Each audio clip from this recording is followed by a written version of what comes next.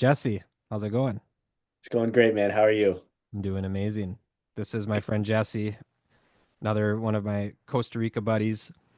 Uh, I'll have Jesse introduce himself, but I'm just going to tell a quick story before you go of how we met in Costa Rica.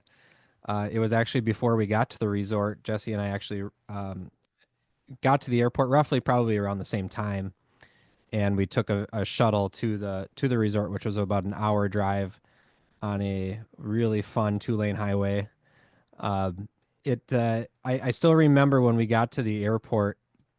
I was the first one there, and I was sitting outside, and I was waiting for all the other people to kind of show up because the guy that was holding up the sign with our name attached to it.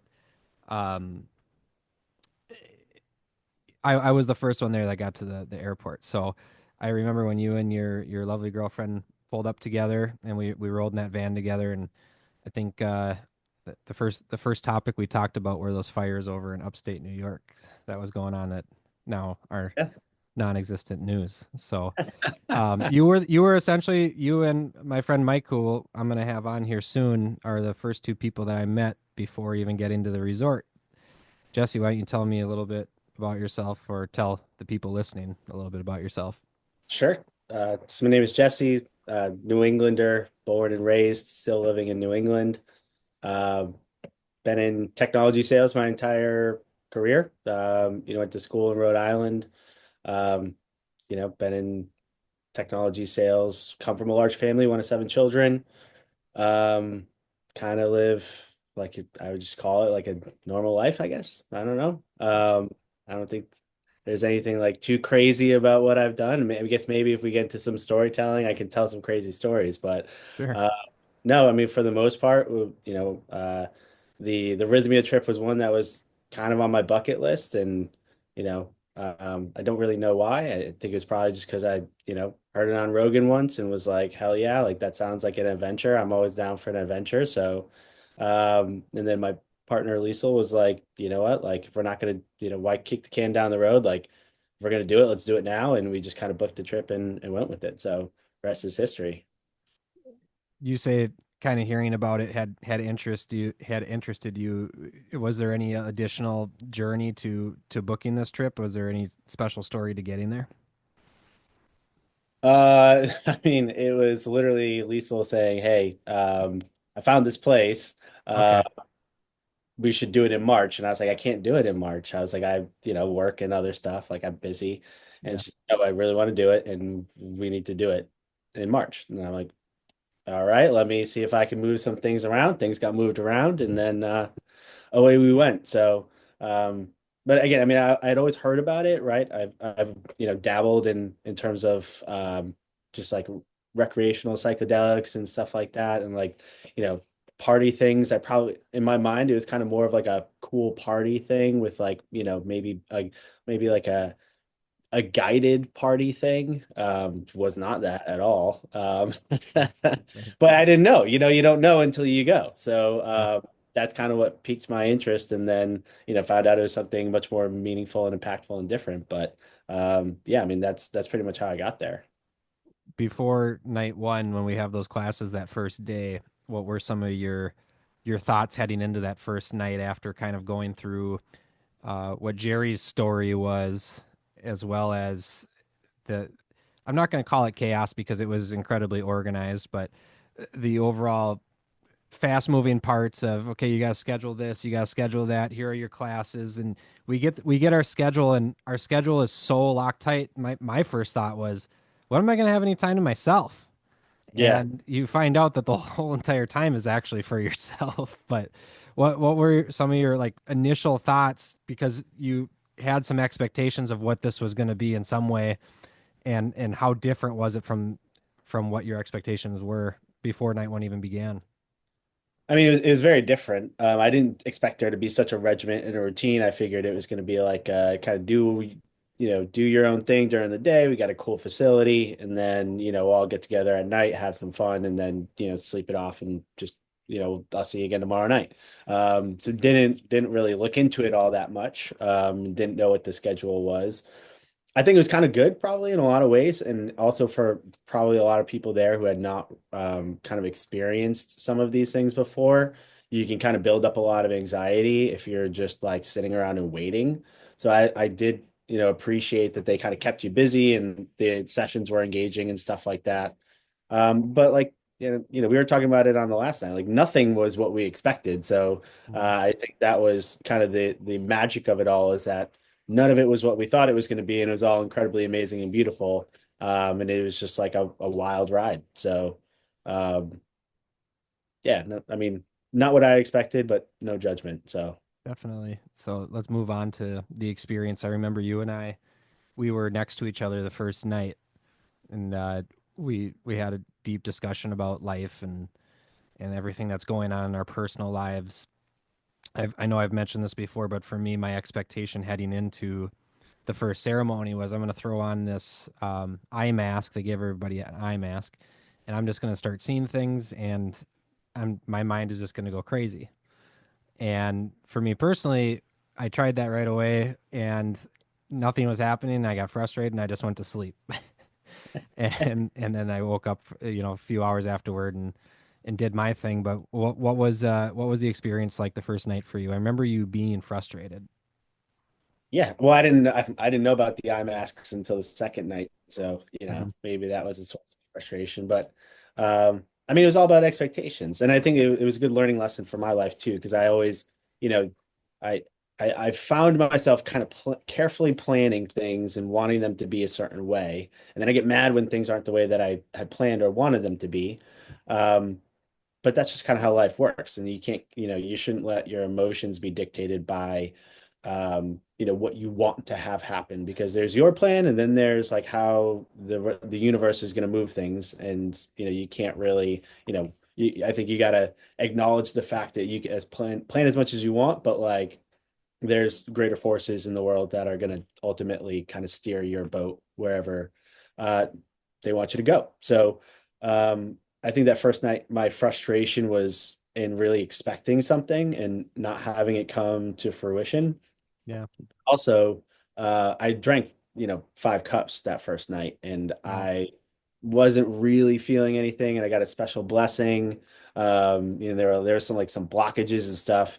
Uh, but then I also realized that I was feeling like frustrated, which turned into anger, and then I was angry, and then I was trying to not be angry, and then I was um, like trying to suppress my anger, and I'm like, none of this is working. This is all just making me angry. Yeah. I remember back to the meditation, which is, show me who I become, right? Yeah. And I'm like, wow, well, maybe I'm just somebody who has these great expectations and then they don't come true, and then I get angry and then I try and suppress my emotions. And the more I reflected on it, the more I'm like, yeah, that kind of is true. And like that is kind of like part of who I've become. And I also realized in, later on sessions that like my emotional range had become so limited because I didn't want myself to feel those other emotions, and I would just kind of stuff everything down. So yeah, I mean that first night was pretty tantalizing for me, because wasn't anything enjoyable, Yeah. except for the music. The music always slapped, but And outside of that, wasn't an enjoyable experience. But I think that's part of it, is that it's not all fun and games. So something that has stuck with me is ayahuasca gives you what you need, not what you want. And yeah. that was the same thing for me too going into it. Is I had some different expectations, and I think this might be the control freak inside me of trying to control what was happening instead of the surrendering. And I didn't understand the whole idea of surrendering until later on in the week, which is what made the biggest difference for me personally. And maybe you have some insight to that as we continue on. So you get done with night one, you have these frustrations. You went with your partner, so I'm sure there were a lot of conversations between the two of you about what each one of you experienced, and maybe there were some tips that were given back and forth. Well, try this, try that. Um, overall, going into night two, what was your mindset? Well, I didn't feel like I had gotten like far past like show me who I've become. I was still kind of meditating on that because I wanted to figure out, is this really who I've become, right? Yeah, So I was kind of like, I didn't make much progress last night. I really need to get through who I am and like who I've become. Am I am I who I wanted to be, you know? So I was more focused on like doing things differently than and having them go differently than they had the first night. Yeah. And focusing on that meditation. But that's kind of when I was starting to think like, okay, like if I have another night like last night, like I'm in for a long week, you know? So like Right. you start that doubt kind of creeps into your mind where you're like, I'm going to the classes, I'm doing the things, I'm following everything that they're telling me. Yeah, I'm trusting the process, but um, you know, I kind of like that was kind of when I started to realize too that it's like you just got to show up and like let the work happen, you Yeah. know? Yeah. Part of that surrender process. Yeah. For the first night when nothing happened, did you do any purging of any sort, throwing up or diarrhea or anything like that? I actually didn't throw up till the third night. So Okay. no Yeah. throwing up. I mean, I was shitting just like everybody else, but Right. yeah, no, I didn't purge or throw up until the third night. So I am in a similar corner to you. I didn't have a whole lot of throwing up myself. I think I threw up about 3 times total that whole entire week. And I think it comes down to that whole surrendering thing. And I was talking with Tim earlier today, where on Tuesday night I kept saying, I'm not gonna throw up. Like, you're not gonna make me throw up right now. We're still talking. I was talking to myself in the hammock, looking at the sky, and I just wasn't gonna allow it to happen. I was like, just wait. I'll do it later, but let's just keep talking for now. And yeah. it felt great once it happened because I feel like again getting to what you need. I I'm being made to believe that I'm controlling this, but maybe I wasn't the whole time. And I was bringing up some of those things that had to be purged out. And then when I finally did my purge, it was everything rather than maybe half of it, half there, half here, half there. So you didn't have anything until the third night as far as throwing up goes. No, but I mean, probably was in the same camp as you, which is like, I'm not gonna fucking throw up, you No. know, like, Yeah. Right. yeah, Not pussy, right? Yeah. Papa didn't raise no bitch. Like, uh, but I think a part of it too is like, you know, you have to like, I was also negotiating with the medicine, which is I'm gonna do it in my own terms. Mhm. It wasn't like I'm gonna throw up when I feel like throwing up. So if I have the urge to throw up, like I'm gonna wait, I'm gonna go to the bathroom, I'm gonna try and do it there. And that was, you know, because I just didn't feel like I wanted to throw up in front of a bunch of other people. Right. That's not how it works, right? Like, because you're not actually, you're not surrendering, you're negotiating. Yeah. So, Yeah. like, you're still trying to control kind Yep. of what's going on. Hmm. And I think that's also a very natural human thing when you're like taking a substance like this, which is like, at least let me control like when I'm going to puke all over the place, you know? Yeah. But you Yeah. even have to surrender that in order to like truly experience the magic. So, Thinking back to that, I'm envisioning some people that I would, drink with in high school who would just be complete slops and messes and puke all night, no matter if it was a little bit or a lot. And I wonder what their experience would be like in Costa Rica. It had to be just as messy, I would assume. When you say that, you're because you're completely correct, and that's the same way I am. If when I was doing a substance back in the day, like it was all about I don't want anyone to see me be a mess. I'll go right. take care of my stuff and I'll come out like everything's fine. Yep. And I will still say, even after this experience, I'm still going to be that way just because I just don't like that look portrayed upon myself overall. Yeah. Well, you also got to learn to hold your liquor. So It's important. It's very important. don't be a slob. Yeah, exactly right. All right. So, night two, how many cups did you have? uh, four. You had four on night two. Yeah. And then did something begin to happen after your what we would I guess call a nada without sleeping in night one? Yeah. I think in night two, I remember because I wasn't sitting next to you night two. I was a little bit further over. Yep. Um, Night two is kind of funny because we had some giggles in the room I was one of them. at the end there. Mhm. That was pretty hilarious, and there was some people making some good shouts. I think somebody shouted out Freebird for a little bit there. That was Um, special.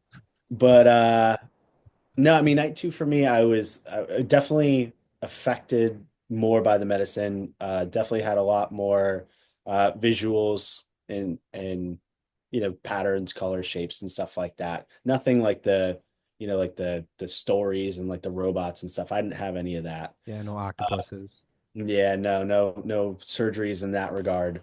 Yeah, Uh, but had a lot of like psychedelic visuals, and then I remember distinctly this emotion, like heavy emotion of fear kind of coming over me, and like I vividly remember my I was like shaking, like I was like shivering, yeah, but I felt my hand, and my hand wasn't shaking, but I could have swore that I was like shivering, and it was like my cells were reverberating off of each other and just kind of like bouncing around.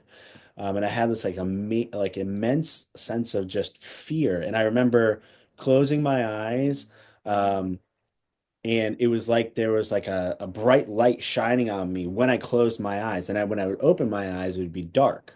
yeah, Um, but when I closed my eyes, it would be bright, and it didn't make any sense. And it was a crazy experience. And I was just like, and I'm like, what am I being afraid of? And then I was like, okay, well, like, if it's coming, it's going. And then like the medicine is going to bring you what you need. And I was like, okay, like this is like, I think the medicine is telling me that like, if there are things that you are afraid of, like you have to be okay with that emotion, and you have to be able to confront that too. And like, you have to be able to feel this.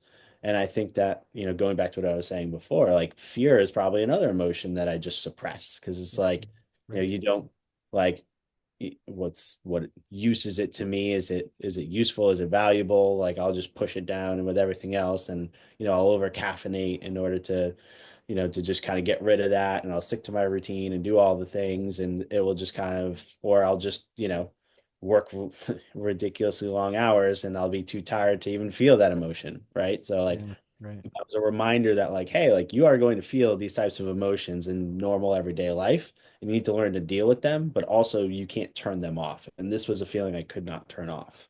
Interesting. So yeah, that was night two. But I mean, towards the end there, I was just, I wanted to go to bed. And those sessions can run long, and that session was running extra long, and I was just like laying on the mat there at the end, and I'm just like, I just want to, can we talk more in the morning? Yeah, right, right. Yeah, the story sharing went extra long on night two. Yeah, I think we got out of there like 4:30 or 5. It was late. It was late. But yeah, that was but that again, that was another lesson. It was like, I have to learn to be patient. Like I Well, can't, not everything happens on my clock, and not everything happens on my schedule. So uh yeah, I think if you look at it through the right lens, you're always going to find the lesson. And that's probably true for life too. I was talking about this morning with Tim about gratitude, and another one is patience. And I'm the same as you, especially night one. I'm like, all right, let's get back. Let's get back. Night two, I'm like, all right, let's get back. And it just kept going and going and going. And um, part of me looking back on it feels a little guilty or disrespectful to those that really wanted to share, because that's again, that's part of their journey. And who am I to rush that process? And overall, when you look at this with a wider lens, and the and the scope of what's going on, you know, I had my time to share, which was only once at the end, and it was incredibly important to me, and I needed to remember that all this is incredibly important to everybody else as well. So, patience was really big. Patience was really big, and that was one that I was really shown. And we're in a society today that patience really doesn't exist in any way, shape, or form. Yeah. I get pissed when my phone doesn't load something because the internet is not working correctly, and it's so it's so trivial. And when it's not working, I now, at least over the last 6 weeks, I've been saying to myself, you know what? That's fine. It usually works all the time. It's not going to work right now. Just deal with it and walk away from it, and I'll come back to it when it works better.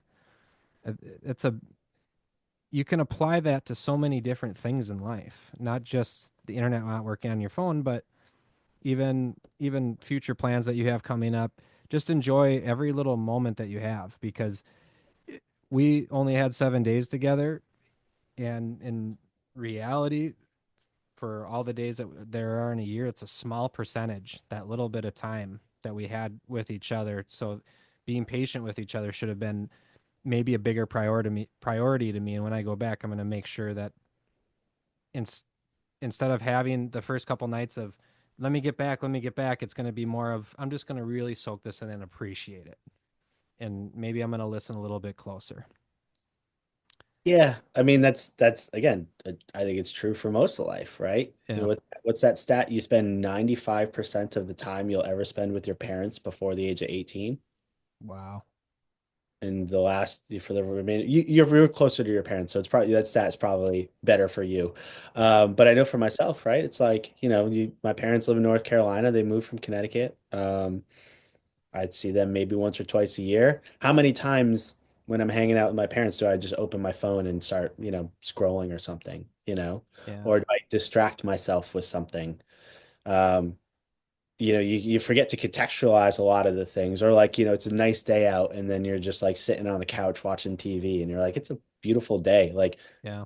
New England, those beautiful days, they're far and few between, like I can't enjoy what the planet and Earth has given me because I'm just distracted, or I want something that I might deem to be more gratifying or might give me a more of a dopamine hit or something like that. I think Yeah. it's just it's part of the world that we live in right now. I think it's a challenge for everybody, but yeah, I mean, to me, that's a reminder, which is like, just get out, touch some grass, smell some flowers, spend time with people that you love, put the technology away, and And soak up the sun.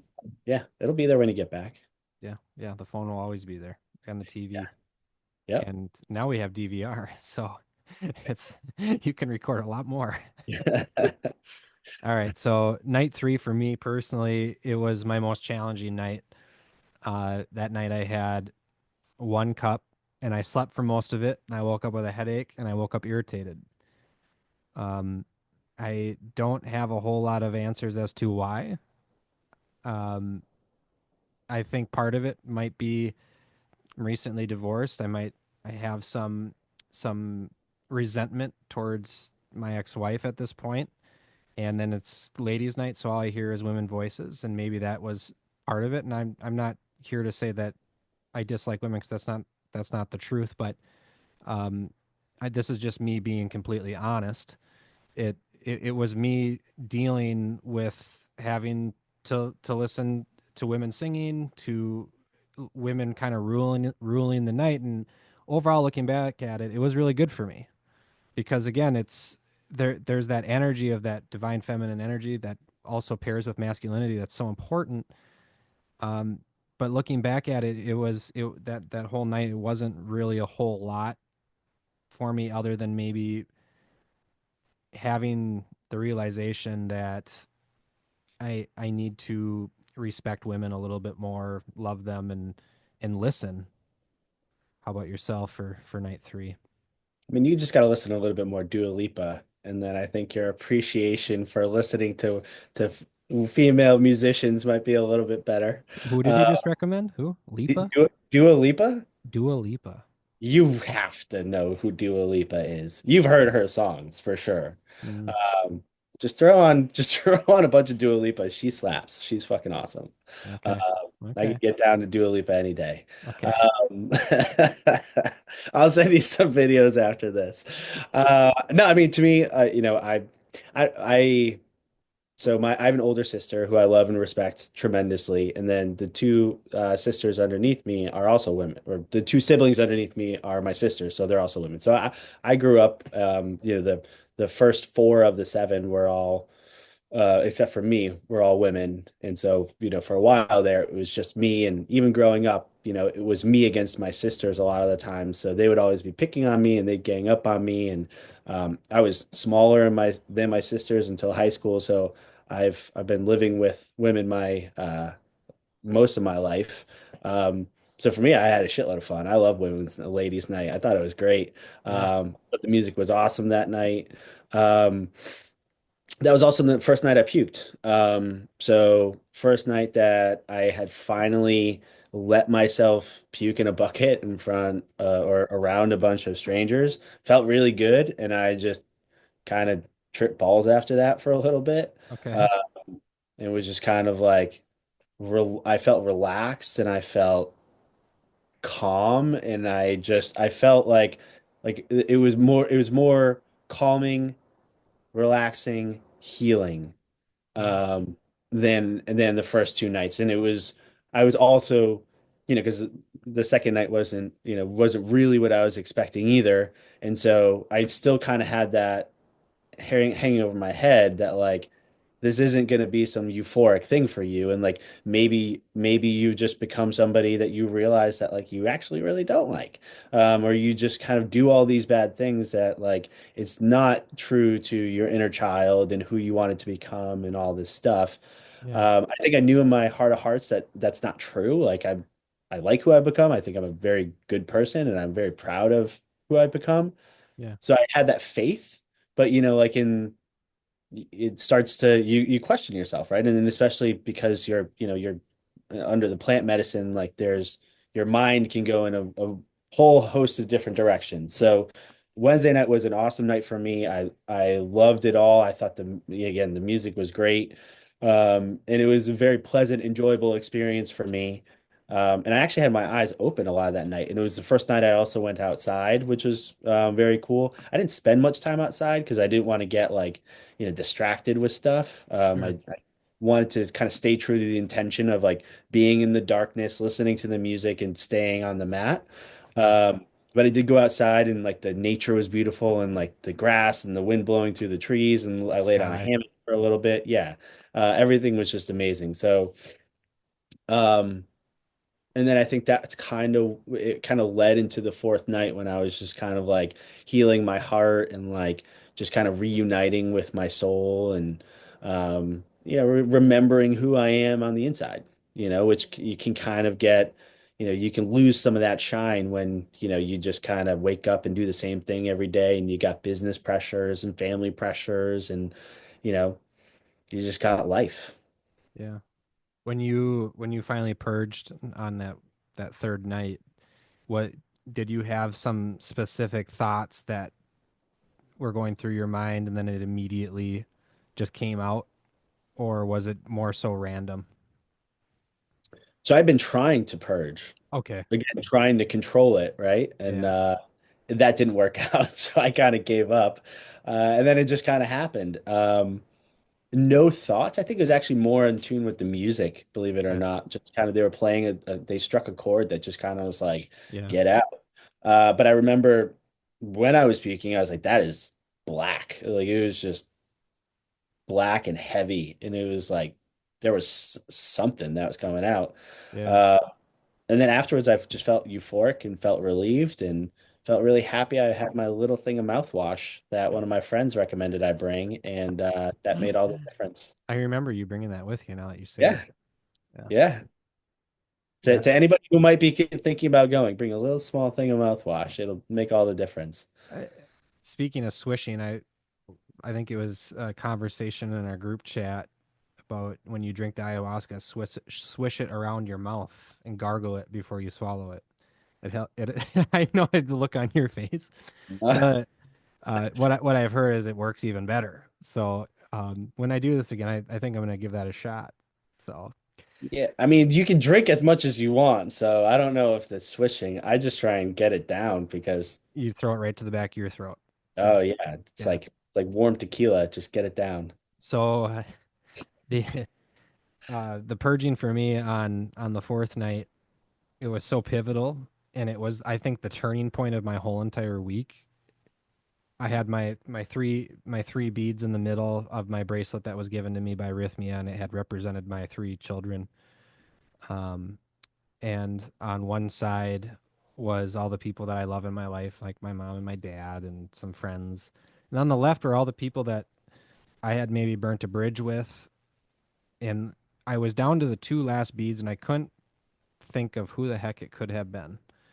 And I kept thinking, and I was the opposite of you. I couldn't wait to kind of get out of the Maloka after I woke up and just like be outside and just absorb the nature around me. I sat by the fire. It had to been for at least 4 or 5 hours. I just sat in front of it and just I was just thinking the whole time. And this whole time I'm thinking, who are these last two people? I know there's two more people. There has to be. And I think that points out a, a bigger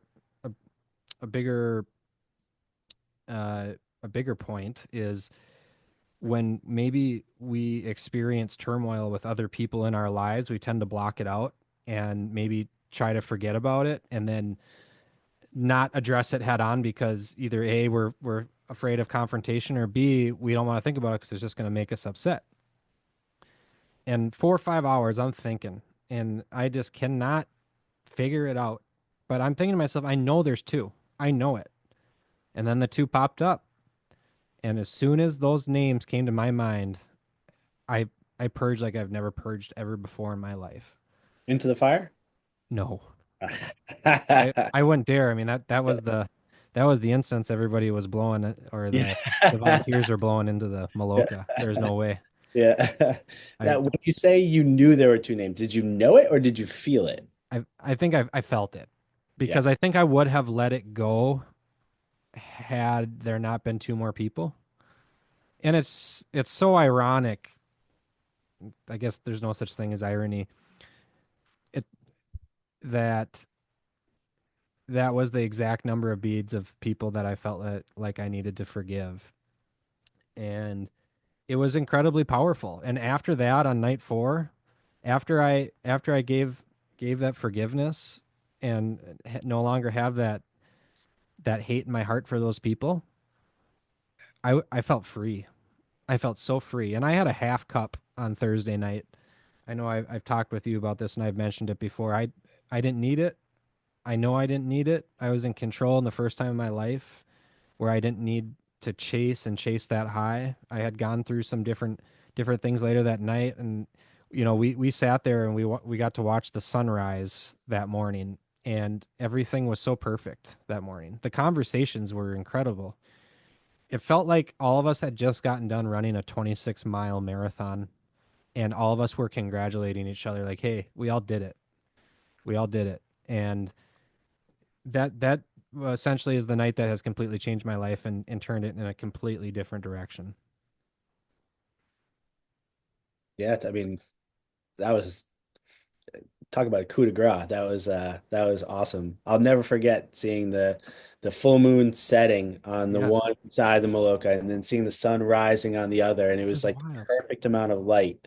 And I get to watch the full moon on to my left, and I can watch the sunrise on my right. It was everything was just absolutely perfect and amazing. That's so Uh, cool. It was so yeah, cool.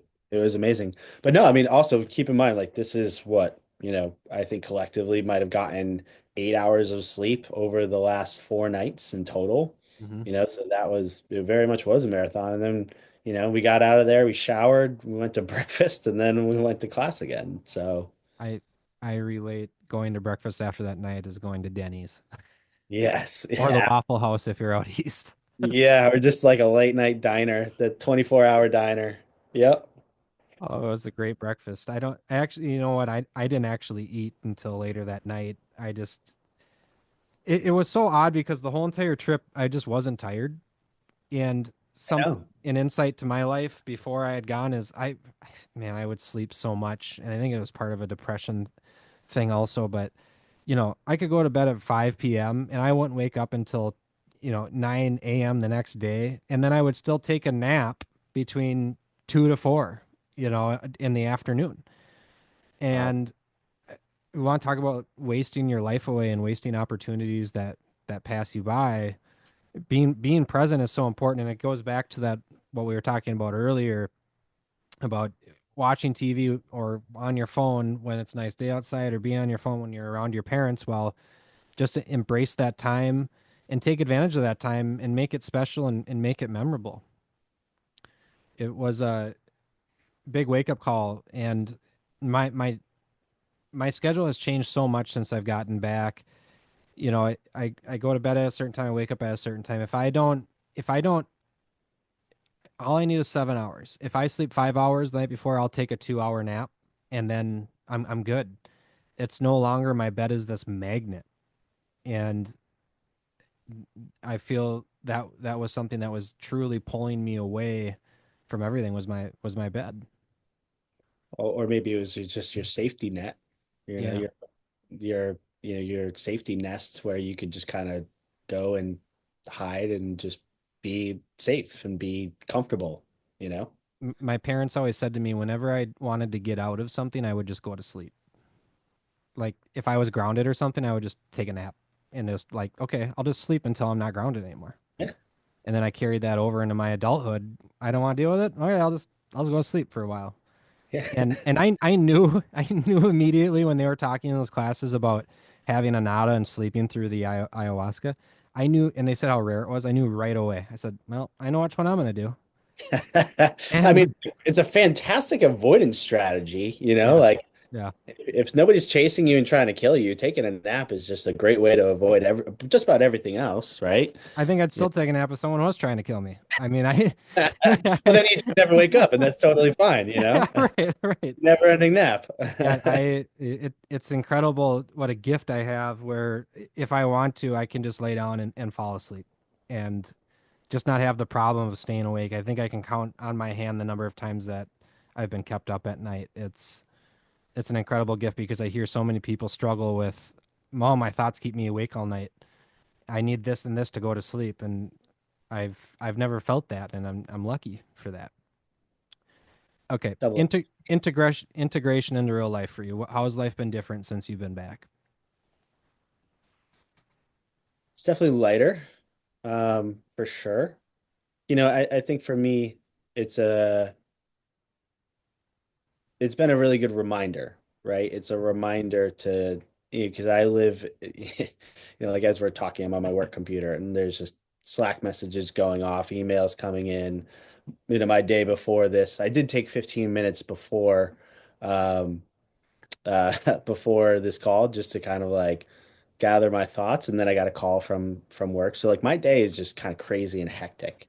Yeah, Uh, from literally from the moment I sit down to the moment I step away, and even then you're still getting inundated with messages and stuff that has to get done. But it was a reminder that it's like, hey, listen, like you know, that's an important part of kind of what you do and part of your life, but it's not everything, yeah, right? right. And like there are, you have to you can't walk away from that experience and just kind of go back to doing things the way that you've been doing them because you're going to miss out on some of that magic. And it really is about incorporating. So, I'm not perfect at like setting intentions for everything that I do. I wish I was better at it, but I'm trying to be more intentional about kind of the broad strokes things. What do I want to accomplish today? What do I want to do this week? What's my intention? For the day, for the week, for the interaction that I might be having if there's a serious one or an important one. Um, I've dramatically reduced my caffeine intake. I used to be doing like 700 milligrams of caffeine a day. So I do 2 scoops of pre-workout in the morning with a caffeine pill. So that was like 400, 500. I do coffee with my protein shake after the gym. That'd be another 180. And then sometimes I'd do an energy drink in the afternoon, which would be like another 180. Wow. So there was a lot of caffeine. And I think it just kind of it kept me thinking. But one of the takeaways that I had from Rhythmia, especially after the fourth night, was I need to feel more and I need to think less. Yeah, I think for me, and I probably for a lot of people, you get to where you are in life just by thinking and being a good thinker and being smart and being creative and being strategic. And like all of those things are touted by our society as like very good attributes to have. And they are, but if you over rotate on those, you miss out on feeling. And feeling can be a superpower. Empathy can be a superpower. EQ, emotional intelligence can be a superpower. And I think I am naturally I have a pretty high EQ, but I've always focused on, intelligence and thinking. And so with caffeine, you throw, 800 milligrams of caffeine in the mix, man, you are just thinking, thinking, thinking, thinking, thinking. And I yeah, would consume a bunch of podcasts. My morning, I'd wake up and I just want to listen to something, whether it's the news or it's a podcast or something where I can learn. There's always thinking, always stimulated. Yeah. And I'd be exhausted by the end of the day, and I just couldn't think anymore. And it's like, well, yeah, dummy, because you're just literally, since you get up at 4:30 in the morning, you're turning on a podcast and you're literally getting ready for the gym and you're thinking already. So now I'm much less on the caffeine side.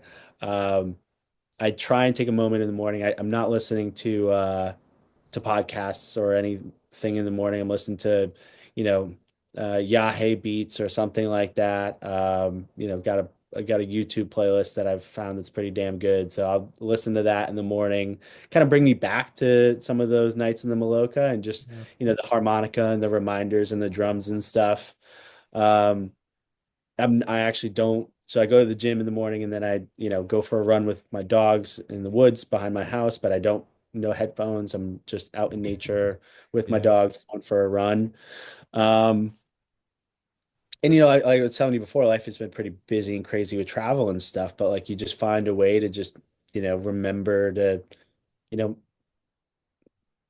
kind of be in awe of, the world that we live in, the planet that we live in, the fact that we're even alive and we're here and be grateful that like, even with all the crazy shit in the world, like, I was in Mexico before this and like, man, some people really just don't have anything at all. And they were happy. They're happy Mhm. with nothing. And it's Yeah. like for us to sit here living in one of the wealthiest nations in the world to be ungrateful, it's like, man, people would kill for what we have. And so you just you gotta remember that and you gotta remind yourself of that. And I think the medicine is certainly part of my, you know, um, integration back into real life has been just remembering all of the lessons, remembering to be grateful, remembering to feel more, remembering to be a child, have fun, sing, dance, even if you're by yourself and it's Yeah. 5 in the morning and you're just getting ready to go to the gym, wherever, That, whenever you feel it, that's a great way to wake up Yeah, it because is. it sets the tone for your whole entire day.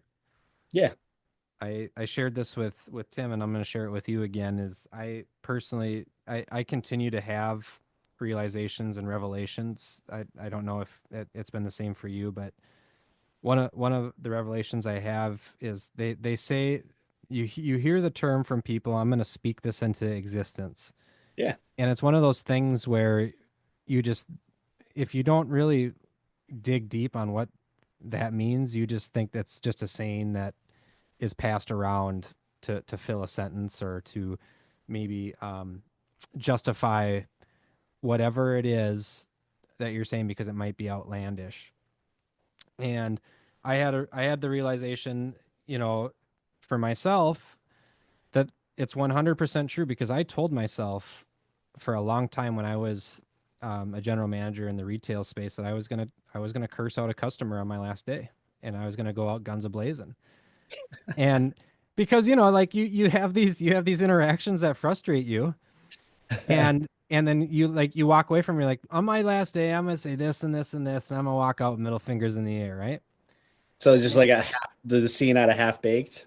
Yeah, yeah, exactly. So um, Cool. my so what I didn't realize was my last day was the day before the COVID shutdowns, and there was a customer in there that was giving one of my coworkers or one of my employees a lot of shit. And I stood up, and things were stressful at that time because we had no idea what was going to happen. Half Yeah. the mall is shut down, and people are panicking. This guy comes in bitching about getting $50 cash instead of a check for his trying to return this necklace, right?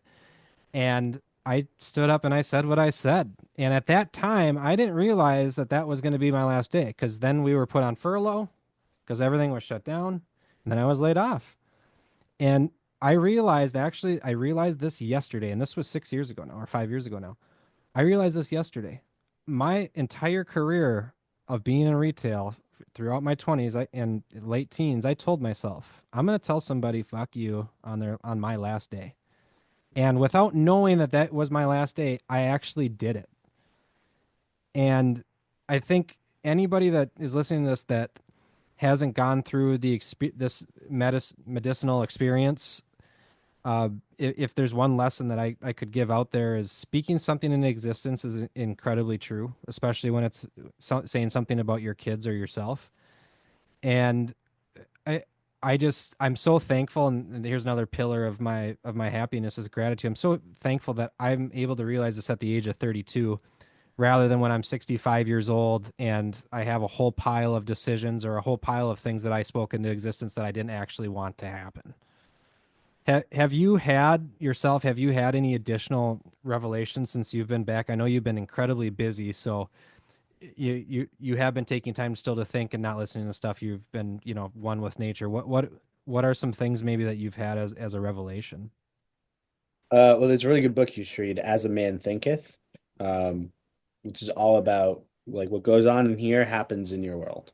Yeah. It's funny you say that because I think I got it from Tony Robbins, right? Like speak things into existence. But I tell my sales team that all the time when we're talking about deals, and they're like, I don't know. I'm like, you got to speak it into existence, like make it become a reality, Yeah. and it helps. It truly helps. In terms of other revelations, nothing that's like it's the small stuff. It's small little things. Just really more like for me, it's more about like how do I kind of find more balance in kind of what I do. Like, again, for me, like I could work all day and my job would never be done. And so that has consumed a large part of my life up until this point. However, it can't continue to be that way for forever, and I know that. So it's one of those things where it's like, okay, cool. Well, how do I set more boundaries and be okay with those boundaries and not feel bad or like carry that shame or just be like, oh, I got to be there for my team or, I got to be working extra hours and stuff. And just like, I also have this like productivity guilt where if I'm not doing something productive, I feel guilty. I have less of that now, and it's more like being at peace with that and saying, hey, that's okay. Like you don't like on your weekends, you don't feel obligated to do work or don't feel like you have to always be doing something in order to be productive. Like you can just literally lay in the grass or like go for a walk with the dogs, and that's productive. Like that That's can very be labeled productive. right? Yeah. And like and I also find that like sometimes I think of productive and relaxing are opposing forces when in reality like you can be relaxing, which can be very productive because you're recharging your batteries. So like stuff like that that's just kind of I've noticed in myself. I've noticed old patterns, old habits, old feel I would say patterns of feelings that Yeah. I've felt kind of throughout the day.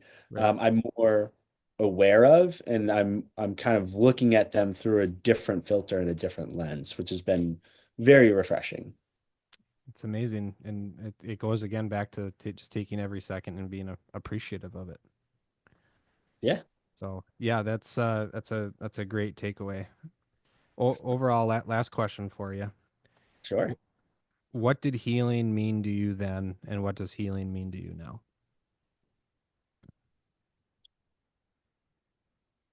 Good question. I think I've always thought of healing in like the physical sense, like muscle repair. I like to exercise and, was an athlete. So like I always think of it as like muscle repair, diet, um, nutrients, physical stuff Yeah. for um when I think about that.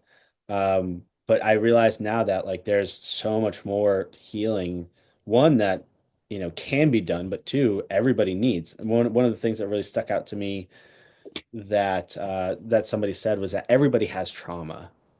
And it's so true. It's like, the worst thing that's happened to you is always the worst thing that happened to you. It might not be the worst thing that's happened to somebody else, but like everybody's had one of those moments. And probably in childhood, like you're not gonna like you got three kids, you got three trauma patients on your hands. And like Mm. it might not be anything serious. It might not be anything that anybody could control, probably not. Right. But it's still gonna happen. Like it's part of the human condition. And one of the things that I realized, because I didn't go into this thinking like I am broken, I have trauma, I have things I need to deal with. I was just kind of like, hey, this is a cool adventure and I'm going to be down for the ride.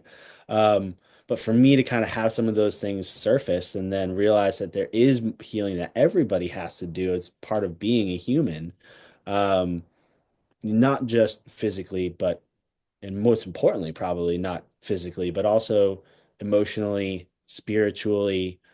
to really change the way I think about just what health is in general, um, and really how you could be physically very healthy and mentally and emotionally very unhealthy.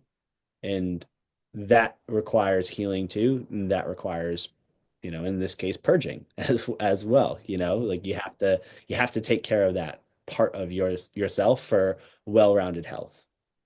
It's a great point. And I think we saw a lot of examples of that even just on our trip of a lot of healthy looking people that were broken on the inside and were luckily repaired in a lot of different ways. Myself, I was healthy on the outside and on the inside, or unhealthy, I mean, not healthy, unhealthy. I was unhealthy on the outside and the inside. And I also had um, that same interpretation of what healing looks like is being in good shape and eating right and you don't have any type of acne. It was all on the outside, but what I'm learning is what true healing is internal, and it's your thoughts, and it's how you navigate those thoughts. And it's just been integration into today's life after being there has been a big wake up call for me. I have found faith that I previously didn't have. I would say that I had it, but I didn't actually truly mean it because I didn't know what it was until I encountered it. Hmm. So one of the I have three big things, and I've already mentioned two of them. It was patience and gratitude, and then the last part of it is just honesty, and it's not maybe honesty with others, but it's honesty with yourself.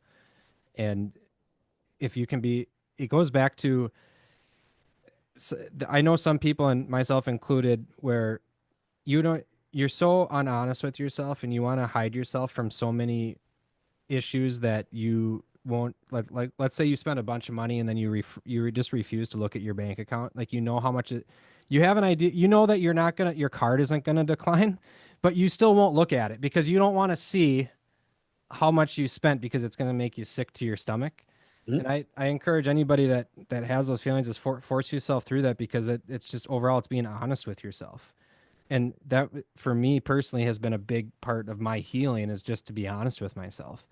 And it's not so small as it would be for me just to look at my bank account. It's an example. More so for me being honest with myself was going and seeing a fourth child that I had that I've never met, and I'm on the road to meeting, but also talking with that mother who I had abandoned, truly. And it was a really big moment for me, and I have a lot of respect and gratitude to her for allowing me to have some time just to speak with her and try to clear the air for what mistakes I had made and where I was in the wrong. So healing's a very important thing, and it's deeper than what's on the surface. For sure. And I think a lot of times, especially in our society today, it's easy to engage in avoidant behavior, whether it be sleeping or scrolling or distracting. And so we do that because you don't want to face the music. And I think it takes a very um, intentional person to really look at themselves in the mirror and say, am I the person that I want to be? Am my actions in alignment with my values? What are my values? Yeah. Who am I becoming? Am I proud of that person I'm becoming? And so what we do is we deflect and we avoid. And that's never been easier I think in the history of the world. Um, I Going back to your question about healing, I mean, do you see yourself going back? Do you think that this is, Well, a regular thing that you're going to be embarking upon? are you talking Costa Rica? Uh, well, not just the beautiful country, but Rhythmia in particular. Rhythmia? Yeah. Yeah. I'm either this fall or next spring. Hell yeah. Yeah. Let's go. Yeah. If you're going, let me know. We'll go together again. I have no plans at the moment to go back. But I, I think it is something that is not a once in a lifetime thing. I think that there's a lot of stuff you just kind of pick up along the way, Yeah. through life's journey, whether it's intentional or unintentional, that, you know, um, requires, some cleansing and some purging. But also it's a really good opportunity to just kind of like remove yourself from your everyday life and go through something really meaningful. Mhm. Which I think we don't, when we go on vacations and we do most other things, um it's not the same. So Yeah, how many vacations have you taken? I know myself that I've been sober throughout the whole thing. And yes, we technically weren't sober for the week at Rhythmia. I get it, but it's a different kind of experience because it's, in my opinion, I'm going to call it sober because you're really in reality healing yourself. To say that ayahuasca is fun is a little bit of a stretch. I had a good night. There was a night that I had a really good night, and I felt really happy afterwards, and it has lasting effects on me. But I can't think of another vacation I've ever taken where like I won't crack open a beer or I won't smoke some weed or any type of substance. It's really meaningful to take that week to be with yourself and without those outside distractions. it's work. Like Rhythmia was work, I think. I don't, It was work. It was you know, 100% work. Yeah, I think it was it's a vacation kind of from your reality and from your everyday normal existence and stuff. But I don't think there's one person that walked out of there being like that was a walk in the park. Like, again, ayahuasca. I tell my friends, they're like, "What was it?" I was like, "Well, that ain't a party drug, that's for No. sure." Well, Like, you're not just gonna casually and recreationally do that ever. no, no, the heck no. No. Uh, So one last tidbit I'll give you that I haven't shared, but it's something that's really special to me, or a sign, because there's just so many signs. Before I chose to ignore them, now I notice them left and right. We live across from a church, and there's church bells, right? So I got home. By the way, Chicago Airport, my flight was delayed, just like you predicted. I told you, like 75% chance. Yeah.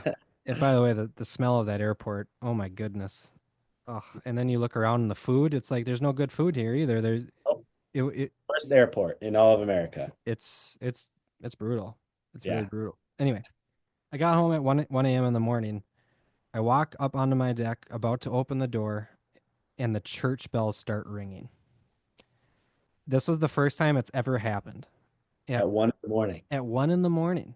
And my mother was at the door, and she opened it and she goes, "Are those the church bells?" And I said, "Yeah." And I don't know if you've listened to the episode with Tim yet from this morning, but he mentions a fan light turning on without turning on the light Huh. after he kind of had a spiritual experience as well. And I think it's just a really, really interesting and cool reminder that there's a lot more to this than meets the eye. And this time on Earth, while 100 years seems like a long time, and you're lucky if you live 100 years if you do it healthy, it's only a couple hours in another realm, whether that be heaven or wherever you go to next. So again, going back to the whole theme of this conversation we've had, appreciate every single moment you have and live life to the fullest. Take chances, have fun, smile, and love life. So, do you have anything else to add? Do a podcast. Hell, who knows? You never know. Well, we can definitely do this again. I would really Yeah. love to do it, and Well, I mean, I'm now curious about your second trip and what that's going to be like. it'll be So fun. It'll be we fun. can do continue-ons for sure. Yeah. I mean, yeah, no other like crazy insights or anything from me. I mean, Okay. for anybody that might be listening, and I think it's if you're if you're curious about it, I certainly recommend learning more and doing some research about it. It's definitely not for everybody. Mhm. Um, but it's cool to see it. I mentioned it to a lot of my friends and family and stuff, and there's a growing interest in, this type of medicine. I think a lot of people are waking up to the fact that, big pharma and a lot of these other substitutes, maybe you could call them that, um, aren't doing it for people. And people don't, you instinctively, humans know, right? And you can suppress things for a long time. Sometimes forever if you do it hard enough. But I think a lot of people are waking up to the fact that there are alternatives out there that have been around for thousands of years, and it's worth exploring. So, you know, 100%. Yeah. Yeah. I encourage people to try it. I kind of stumbled upon it luckily. I was not expecting to have the experience that I had, but I'm forever grateful for that. I think it was just absolutely awesome. And I got to meet some other amazing Jessies along the way, like yourself. So Isn't it cool? yeah, very cool. Very, very Wonderful. cool. Wonderful. Well, hit the like, subscribe, comment, appreciate feedback. Reach out to me if you have any. Uh, we'll do this again soon. I know we Well, will, and yeah. we'll just kind of continue the conversation. I think we can move on to maybe some other topics here in the future. Oh, for sure. We got plenty Um, to talk about. we I mean, I got a lot to say. So well, well, for now, I'm gonna text you right after this some Dua Lipa so you can enjoy okay, some good feminine energy. wonderful. Thank you. Cool. All right, man.